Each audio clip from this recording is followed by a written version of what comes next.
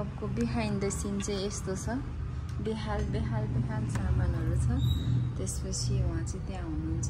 अब यो अघि हामीले लगाउनलाई त गाह्रो भएको थियो, अब निकाल्नु त इजी नै हुन्छ होला सायद। यो निकाल्नु त एकचोटि हेरौँ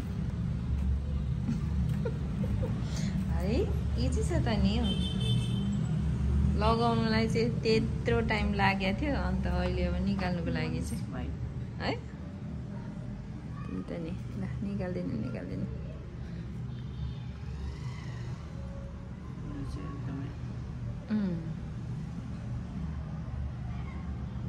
यो चाहिँ फेक ब्लड हो, फेक ब्लड।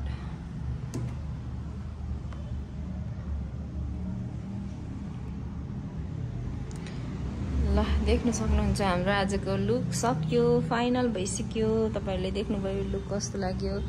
अनि त्यसपछि लाइक कमेन्ट सब्स्क्राइब गर्न नभुल्नु होला। Thanks for watching, bye by.